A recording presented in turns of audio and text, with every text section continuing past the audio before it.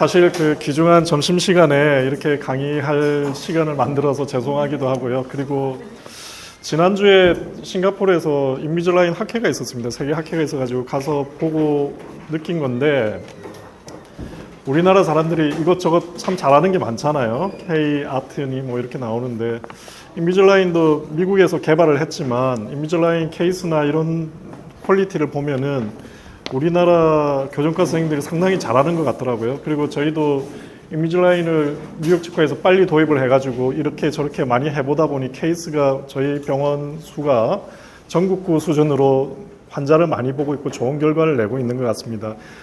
치과 특히 교정 쪽에서는 기술의 발달에 따라서 4, 5년 단위로 어떤 큰 변화들이 있고 그러는데, 우리가 교정 영역이 아니면 서로 진료실이 다르면 어떤 변화들이 일어나는지 사실 잘 모르시잖아요.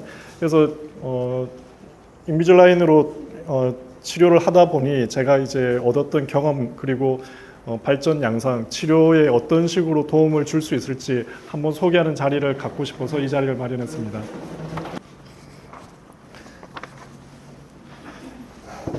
교정 치료는 치아를 움직이는 치료인데요. 그러면 치아를 어디로 보내야 될지 목표점이 있을 건데, 이게 제가 치료했던 환자 파이널 모습입니다. 이게 교정 치료를 할 때 가능한 여기에 가깝게 치아를 배열을 하려고 합니다. 이걸 노말 오클루전이라고 하고, 어떻게 보면은 말은 노말이라고 하지만 사실 노말이 아니죠. 교정 치료를 안 받은 사람이 이런 배를 갖고 있는 사람이 드물기 때문인데, 어쨌든 목표점은 여기에 가깝게 하려고 합니다. 이런 교합이라고 하면 일단 치아가 가지런해야 될 거고, 앞니부터 어금니까지 윗니가 아래차를 잘 덮고 있어야 되겠고요. 옆에서 보면 이제 이런 식으로 지그재그로 잘 맞물어져야 될 거예요. 오버제드 오버바이스는 한 2mm 정도, 이런 정도로 만들어 주는 게 좋고요. 그 다음에 라인 오브 오클루전이라는 말이 있습니다. 커스프, 치아 교두가 이렇게 연결을 시켰을 때는 부드러운 U자 라인을 그리면서 이렇게 배열이 되게끔, 이런 식으로 이제 배열하는 걸 목표로 합니다. 근데 이렇게 되려면 기본적으로 여러 가지 조건이 맞아야 이런 식의 배열이 됩니다. 우선은 위턱뼈와 아래턱뼈의 크기가 잘 맞아야 될 거고, 그 다음에 위턱뼈가 충분히 이 치아들을 다 수용할 만큼 커야 되고, 아래턱뼈도 마찬가지고, 그렇게 해야 이런 식의 배열이 됩니다. 턱뼈에 부조화가 있다든지, 그 다음에 턱뼈가 너무 작다든지, 또는 치아가 작다든지, 그러면은 그 주어진 환경에 따라서 발치를 하거나, 아니면 얼굴 형태를 바꾸기 위한 성장 교정을 하든지, 아니면 양악 수술을 해야 될 수도 있습니다. 치아가 너무 작을 때는 임플란트를 할 수도 있고, 크라운을 할 수도 있고, 라미네이트를 할 수도 있습니다. 자, 이런 환자가 왔는데요. 우리가 궁금해하는 것들이 몇 가지가 있는데, 치료 시기는 언제로 할 것이며, 또 수술을 할 것인가 말 것인가, 누가 더 심각한 문제를 가지고 있는가, 이런 것들 많이 물어보시는데, 위쪽 사진은 14세 여중생의 모습입니다. 아래쪽은 27세 남자 환자분의 모습이고요. 뭐 보는 사람들마다 위쪽이 더 심각해 보일 수도 있고 아래쪽이 더 심각해 보일 수도 있습니다. 근데 이제 교정과 의사 입장에서는 이 위쪽의 경우는 단순한 크라우딩이라고 하면 총생이라고 표현하기도 하고, 이가 이제 울퉁불퉁하다는 얘기죠. 덧니가 있어서 왔기 때문에. 위턱, 아래턱의 부조화는 그렇게 심하지가 않아요. 이가 날 자리가 비좁은 겁니다. 그런데 보통은 여기 송곳니, 덧니를 문제로 병원을 오게 마련인데, 교정과 의사 입장에서 볼 때는 여기 아래 앞니의 치축도 눈에 거슬리기 시작합니다. 왜냐면은 자리가 비좁은 사람들은 뿌리 끝이 모이는 이런 부채꼴 모양으로 치아 배열이 되기 마련이고, 이런 식으로 배열이 되어 있으면 치아와 치아 사이에 치조골이 너무 적어요. 아래쪽을 한번 볼게요. 아래쪽은 하악은 가지런해 보입니다. 상악은 작아 보이고, 하악은 큰데 상악이 작다. 이게 3급 부종교합. 우리가 주걱턱이라고 얘기할 때 보통은 아래턱이 큰 느낌이 강하지만 거의 대부분의 경우는 위턱이 작은 경우가 많습니다. 그러면 턱뼈에 문제가 있는 사람인데, 어릴 때 왔다면은 턱뼈의 크기를 쉽게 고칠 텐데, 이 사람은 이제 성인이 되어서 왔기 때문에 성장 조절로서 해결은 안 되고, 위아래 가운데선을 보시면은요 차이가 나고요. 그 다음에 어금니도 윗니가 아래치를 덮어야 되는데 폭도 좀 위턱이 작은 것 같습니다. 그러면은 이런 턱뼈에 문제가 있다고 하면 치료 계획을 세울 때 첫 번째 옵션은 양악 수술입니다. 근데 그게 아주 심할 때는 양악수술을 하면 되는데 자기도 양악수술을 해야 된다라고 오시지만 이 정도를 가지고 양악수술을 하자고 하면은 대개는 거부한단 말이에요. 근데 이가 알자리가 비좁을 때 우리가 흔히 하는 교정치료는 발치 교정이에요. 이를 뽑는 교정치료. 자리가 비좁기 때문에 위쪽은 위아래 다 자리가 비좁으니까 이를 뽑고 교정치료를 하면 됩니다. 근데 아래쪽은 위쪽은 자리가 비좁고 아래쪽은 자리 여유가 있고 이럴 때 문제가 이제 좀 심각해지는 거죠. 어떻게 치료를 할 것인가, 양악 수술을 할 것인가, 수술을 안 한다면 이를 뽑을 것인가, 안 뽑을 것인가 이런 문제들이 생기기 마련입니다. 아래턱뼈는 충분히 크기 때문에 치아가 가지런합니다. 가지런하니까 전치부 치축을 보면은 비교적 평행하고 치아와 치아 사이의 치조골 두께도 균일한 걸 보이고 있습니다. 자, 이게 치료 후의 모습이고요. 14세 여학생 이렇게 이제 끝날 때는 딱 2년 걸렸고요. 여기 이분도 이제 이렇게 이제 마무리를 했습니다. 치축을 똑바로 이렇게 세운다고 해가지고 폭은 약간 넓어질 수가 있는데 치조정이라고 해서 치조골의 높이는 올라가지는 않습니다. 한번 낮아졌던 잇몸뼈는 올라가지는 않습니다. 그래서 교정치료를 열심히 잘했는데 이런 것들이 눈에 거슬리는 겁니다. 블랙 트라이앵글. 치조골이 내려가 있으니까 블랙 트라이앵글이 생기는 거죠. 14세 나이에 이런 총생을 주소로 병원을 오게 되면은 치료 방식은 하나밖에 없습니다. 4번 발치밖에 없어요. 근데 이분은 여러 가지 고민을 하던 차에 아까 교정계에 많은 발전이 있었다고 했는데 10여 년 전에 나온 장치가 있었는데 바로 MSE라는 장치를 통해서 이제 치료를 하게 됩니다. 그런 것들을 나중에 설명을 좀 드리도록 하겠습니다. 아까 14세 여학생이고요. 약간 입술도 좀 돌출해 있는 것 같습니다. 파노라마 사진을 가지고도 많은 정보가 나오는데요. 치아 배열이 좋으면 이런 식으로 이제 치아가 보일 텐데 치아가 총생, 물퉁물퉁한 것, 포개져 있는 것 이럴 때는 이렇게 중첩이 되어서 짙은 색깔로 나오게 되겠고요. 어릴 때 환자들 보시면은 소아 환자들 보시면은 그 치근 하악 2번에서 2번 사이에 치근이 모아져 있는 또 부채꼴로 이렇게 펼쳐져 있는 친구들은 100% 교정 치료하고 나면은 블랙 트라이앵글이 생길 것이다 이렇게 생각하시면 될 겁니다. 이런 것들이 안 좋다는 거죠. 대개는 여기 송곳니 덧니를 주소로 오는 거고요.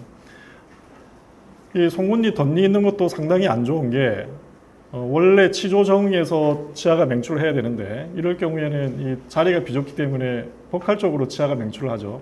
그러다 보니까 맹출하는 순간부터 잇몸이 나빠져요.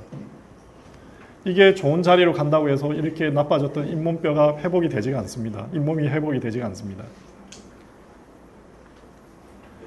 그래서 보통 우리가 생각하기에 영구치가 골격적인 문제가 없으면 영구치 단하고 교정치료를 하라고 하잖아요. 그러니까 중학교 2학년 14세 여학생의 경우에는 적당한 시기에 영구치 다 났으니까 왔단 말이에요.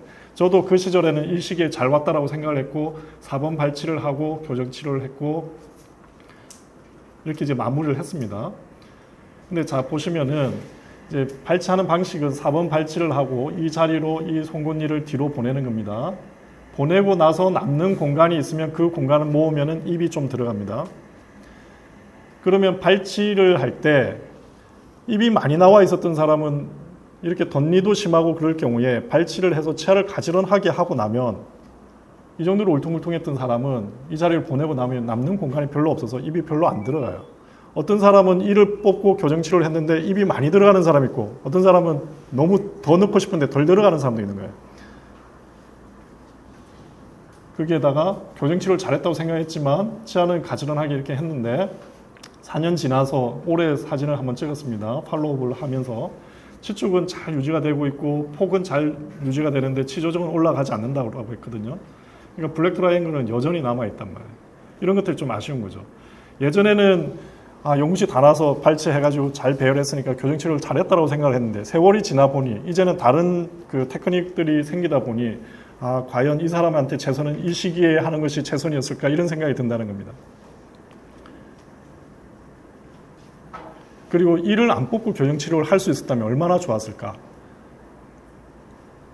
자, 이분 볼게요. 이분 예전 같았으면 제가 이제 수련 받을 때만 해도 첫 번째 옵션은 양악수술, 상악은 발치. 왜냐하면 상악은 이가 날 자리가 비좁으니까 발치하고 양악수술해서 골격적인 폭도 맞추고 치아 배열도 좋게 하려고 했을 겁니다.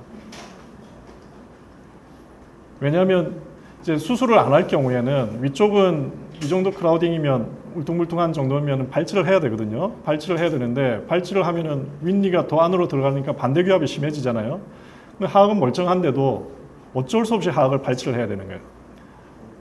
수술을 할 거냐 안 할 거냐. 하게 되면은 상악만 발치, 수술을 안 할 경우에는 상악, 하악 다 발치. 그런데 상악 입장에서는 크라우딩이 심했으니까 발치를 하는 게 좋은데 하악 입장에서는 크라우딩이 심하지도 않은데 발치를 해야 되는 일이 생기는 거예요. 그런데 치료 계획에 대변화를 주는 장치의 발견, MSE라는 게 나온 거예요. 나이가 들어도 상악을 확장을 할 수 있는 방법을 개발했어요. 한국 사람이. 입천장에 이런 장치를 넣고요. 나사를 고정을 해서 좌우 뼈를 확장을 시키면 뼈가 넓어지는 거예요. 원래 크라우딩이 있을 때 이를 안 뽑고 교정치료를 하려면 여기를 벌리고 끄집어내는데 벌린다는 거는 어금니가 뒤로 가고 앞니가 앞으로 나오는 건데 앞니가 앞으로 나온다는 거는 뻗어지는 거고 뻗어지면 잇몸도 나빠지고 보기도 좋지도 않고 그리고 상악 전치가 뻗어지게 되면 개방교합, 오픈바이시스 돼버리는 문제가 생기기 때문에 어쩔 수 없이 발치를 했는데 어른에는 상악 확장하는 방법이 없었습니다. 예전에는 양악 수술을 통해 가지고 상악뼈를 좌우로 분리를 하지 않고서는 안 됐는데 이제는 스크류를 심어서 RP 장치를 조금 디자인을 바꿔서 이걸 넓히면 되는 거예요. 그래서 제가 여기에 보면은 와이어를 커팅을 했습니다. 좌우로 분리를 하면서 해가지고 폭의 조절까지 했더니 이렇게 배열이 되는 거예요. 이를 뽑지도 않았고 수술도 하지 않았던 겁니다. 이런 변화를 줬고 굉장히 안정적이고요. 그래서 지난 10년 사이에 가장 큰 변화라고 하면은 우리가 그 전에 부정교합, 골격성 부정교합을 얘기를 할 때 클래스 2냐, 클래스 3냐, 아래턱이 크냐, 작으냐, 이거를 언제 고치느냐 이런 문제를 계속 고민을 했는데 새로 나온 진단의 개념에는 위턱 폭의 문제가 상당히 중요하구나라는 개념이 생긴 거예요. 위턱뼈에 문제의 열쇠가 다 있는 거였습니다. 그래서 위턱뼈를 충분히 넓혀주면 크라우딩이 별로 안 생기는 거고 크라우딩이 안 생기면 부정교합의 정도가 그만큼 이제 덜하는 거고 그 다음에 발치할 확률이 그만큼 떨어지는 겁니다. 그래서 이걸 넓힐 수 있는 방법들이 무엇인가 고민들을 이제 많이 하게 되는데 이렇게 이제 바꿨고요. 그 다음에 아까 제가 14세 여중생 얘기를 했는데 여기 사진을 한번 보시면은 이게 치조골입니다. 치조골과 치아가 연결되어 있는 이 바이올로지컬 위더스라고 해서 한 2mm 정도가 이렇게 연결이 되어 있고요. 잇몸뼈에서 한 2mm 위쪽까지는 치아랑 연결이 되어 있고 치은열구라고 해가지고 우리가 프루브를 탐침을 했을 때 들어가는 곳이 한 1, 2mm 또 뭐 깊을 때는 3mm 정도 되겠죠. 그래서 잇몸뼈에서 한 4, 5mm 위까지가 잇몸이 차는 겁니다. 그런데 치아 사이에 이 치조골이 많이 내려간다면은 잇몸도 당연히 거기에 따라서 내려갈 테니 블랙 트라이앵글이 생기는 거예요. 그래서 이와 이 사이에 얼마나 이 치조정의 높이를 잘 유지를 하는 것이 관건인데 이제 나이가 들어서 이걸 가지런하게 배열하면 한번 낮아졌던 잇몸뼈는 회복이 안 된다는 거예요. 그 다음에 이제 상악을 넓히는 치료에 대해서도 제가 좀 정리를 해드릴 텐데 MSE도 있고 RPE도 있습니다. 아마 디자인 잘 모르시는 분들 많으실 텐데요. 어릴 때는 이게 잘 넓어져요. 어리면 어릴수록 잘 넓어집니다. 특히 우리 페이스 마스크를 하는 친구들한테는 거의 다 루틴하게 RPE라는 장치가 들어갑니다. 급속 구개 확장 장치라고 해서 양쪽에 치아 2개를 연결하고 이런 장치가 들어가고요. 여기 구멍에다가 드라이브를 넣고 돌리면은 서서히 상악이 확장이 됩니다. 클래스 3 환자, 페이스 마스크 환자는 다 상악이 작기 때문에 다 이게 들어간다고 생각하시면 되겠고요. 중학생 정도 되면 이게 넓어지지가 않습니다. 그래서 방법이 없었는데 그래서 발치를 많이 하고 그랬는데 이제는 나사를 심어서 강하게 뼈를 잡고서 넓히니까 넓어진다는 사실을 우리나라 사람들이 알아내는 거예요. 10여 년 전부터 이걸 열심히 하기 시작한 겁니다. 이걸 하게 되면서 상악을 확장을 시키면서 골격성 부정교합을 많이 해결이 됐고 이게 넓어지니까 치아가 가지런하게 되니까 이를 안 뽑고도 교정치료가 잘 되는 거예요. 그런데 요거 처음 나왔을 때는 너무 좋았는데 이 장치도 조금 한계가 있습니다. 뭐냐면 턱뼈는 넓혔는데 치아를 가지런하게 하기 위해서는 결국은 이제 브라켓이 들어가야 되는 거고요. 요거는 RP 장치로 이제 넓혀놨던 친구, 앞니 가지런하게 하기 위해서 브라켓이 들어갔던 경우입니다. 그리고 위턱은 넓혔지만 아래턱을 넓히는 방법은 없잖아요. 그래서 위턱에 맞춰서 아래턱을 넓히려면 결국은 또 다른 형태의 교정 장치가 들어가야 되는 겁니다. 그래서 이걸 좀 더 쉽게 할 수 있는 방법이 없을까 해서 나온 것이 이런 근기능 장치입니다. EF 라인이라는 상품명도 있고 마이어 브레이스라는 장치도 있습니다. 이걸 끼고 있으면은 부정기압 예방도 되고 치료도 된다고 하더라고요. 그래서 제가 만든 이름이다. 볼빵빵 교정이라고. 똑같이 하시면은 성장기 때 혀를 입천장에 대시고 입을 다물고요. 볼에 바람을 넣고 코로 숨 쉬세요. 이렇게 하고 하루 종일 계시면은 부정기압이 안 생긴다는 거예요. 이렇게 하고 있기가 너무 힘드니까 이걸 입에 물고서 자라는 거예요. 그래서 이제 우리 병원에서도 이걸 굉장히 강조하시는 선생님들도 계시고 그러는데 치료가 과연 될까요? 됩니다. 이런 친구가 왔는데 이제는 앞니 4개만 보면 이 사람이 부종기압이 심할지 안 할지 안 될지 이제 예측이 좀 되는 것 같아요. 벌써 오버바이시 깊어요. 오버젯이 깊고 이러면은 크라우딩이 점점 심하게 될 거예요. 입술 다무는 게 안 좋아지고 벌써 앞니 2개가 2번 치아 측절치에 비해서 앞으로 튀어나가기 시작하고요. 바이트가 깊어지면 하악 전치가 펴질 여지가 없기 때문에 하악에 크라우딩이 생깁니다. 총생이 생깁니다. 이 유치가 빠지고 나중에 영구치가 나올 거고요. 여기에는 벌써 유치 나올 자리도 비좁아서 2번째 치아가 안으로 나오기 시작하고 있습니다. 그런데 이 친구를 이걸 끼게 했죠. EF 라인을 끼고 있게 했고 열심히 꼈더니 이렇게 됐어요. 오버젯 오버바이트, 윗니가 아래치아를 덮고 있는 정도가 정상적인 범주로 돌아왔어요. 이것만으로도 엄청난 발전입니다. 이렇게 되니까 하악 전치가 펴지는 거예요. 영구치가 다 날 때까지는 하지는 않지만 그래도 처음에 왔을 때에 비해서는 굉장히 그 울퉁불퉁한 정도가 미미하게 완화가 되는 걸 볼 수가 있습니다.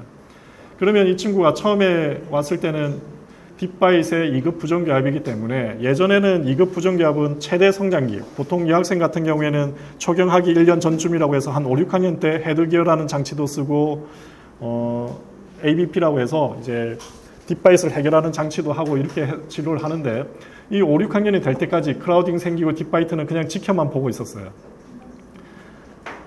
그런데 이걸 해줬더니 너무 좋아져 있는 거예요. 이렇게 되면 발치할 확률도 굉장히 떨어지고 2차 교정에서 헤드기어라든지 이런 장치가 굳이 들어가지 않더라도 좋은 치료가 될 것 같고요.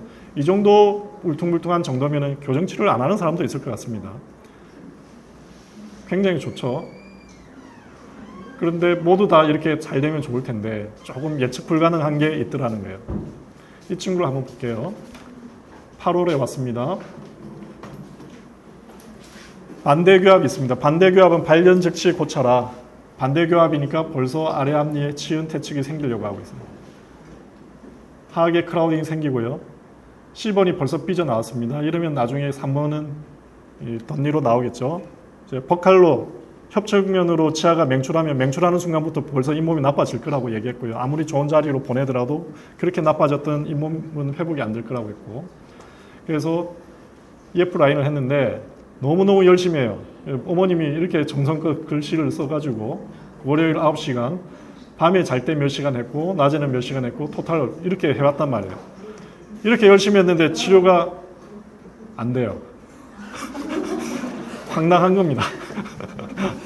그런데 엄밀히 보면은 위쪽은 이제 아래쪽은 조금 펴지는 게 보이기는 하는데 제일 눈에 보이는 건 반대교합 해결이 안 되는 거예요. 끼고 있으면 다 될 것 같은데. 그래가지고 요것만 좀 넘겨놓고 갑시다. 그래서 이제 부분적으로 이렇게 넘겼습니다. 그래서 이제 잘 넘어갔어요. 결국 이제 브라켓 붙여가지고 이제 넘겨갖고 반대교합은 없어졌고 다시 EF 라인 시작합시다. 근데 일주일도 안 돼서 찢어져서 오는 거예요. 질겅질겅 씹기 시작하고 브룩시즘이 있으니까 결국은 포기했습니다. 그리고 나중에 이제 한 2년 지나서 21번이 굉장히 늦게 내려왔어요. 뼈 속에 있는 치아는 방향을 전환을 못 시켜줘요. 그래서 어쨌든 요거는 브라켓 붙여서 이런 식으로 이제 만들었고요. 요거는 3달 만에 이제 펴지고요.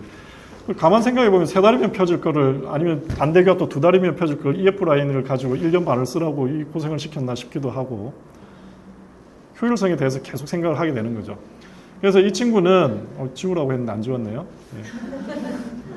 이 친구는 이제 지금은 이제 그 좋은 랍보가 형성이 되어 있어서 EF 라인이 아니라 이제 영구치도 다 나고, 그래서 인비저 라인으로 방향 전환을 해가지고 한 서너 달 사이에 꽤 많이 좋아져 있는 걸 보입니다.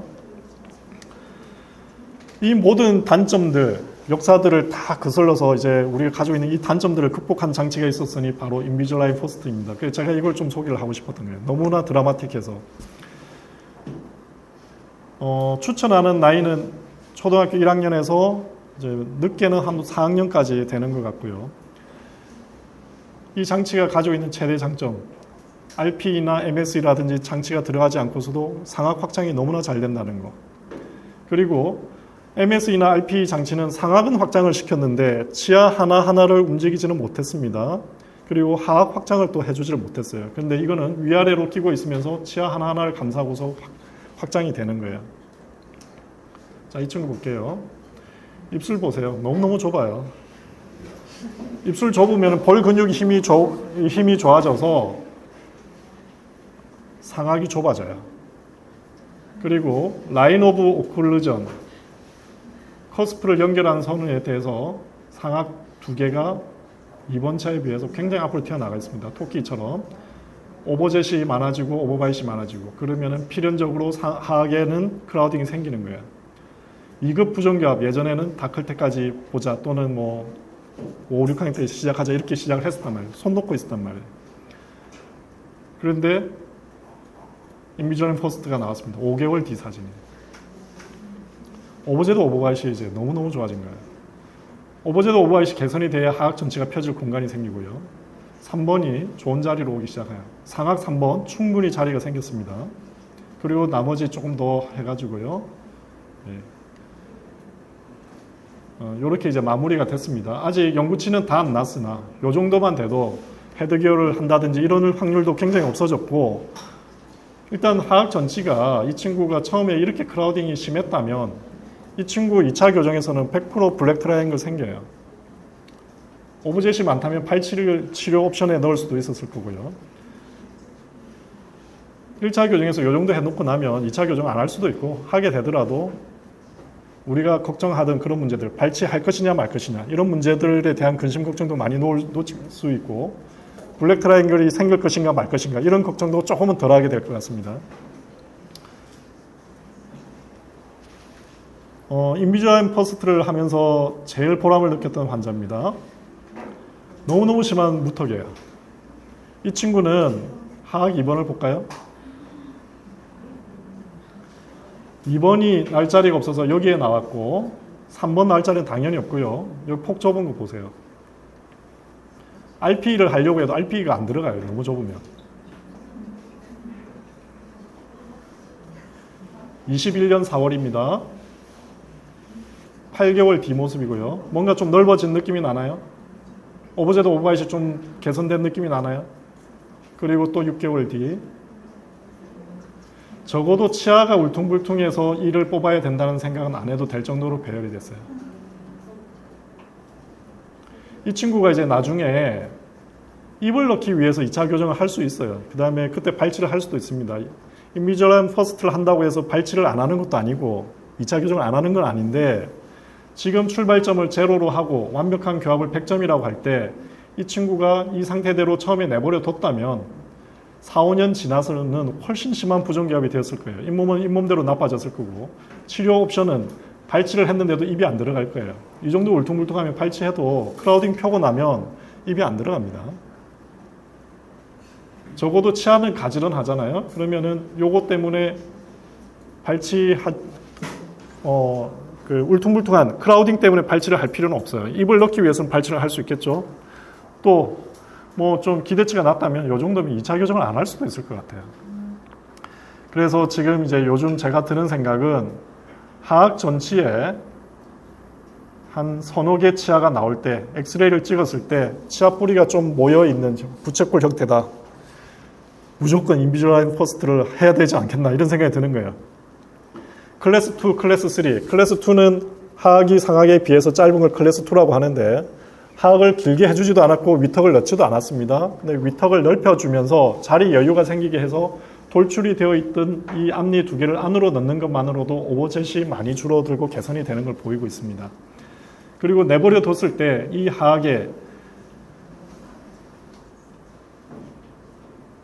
이 좁은 하악에 이 치아들이 얼마나 잇몸이 나빠졌을 거며 나이가 들어서 잇몸을 넓히면은 치은 퇴축이 심각하게 일어납니다. 그런데 초등학교 1학년에서 3, 4학년 이 나이 때는 인비주얼라인 퍼스트를 해서 벌려주니 치은 퇴축이 보이지 않습니다. 굉장히 건강하게 잘 펴지고 있습니다. 그래서 오늘 이 자리에서는 이러한 치료 발전이 있었다는 것들을 여러분들한테 소개해주고 싶어서 이 자리에 왔습니다. 이 자리를 마련했습니다. 처음에 돌아가서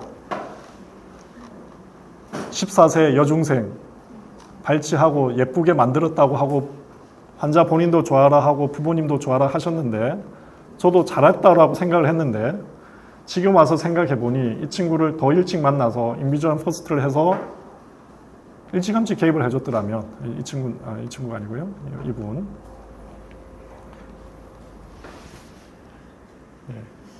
일찌감치 개입을 해줬더라면 비발치료도 가능하지 않았을까 싶어요. 세월 지나보니 좀 이런 아쉬움이 좀 남습니다. 경청해 주셔서 감사합니다. 네.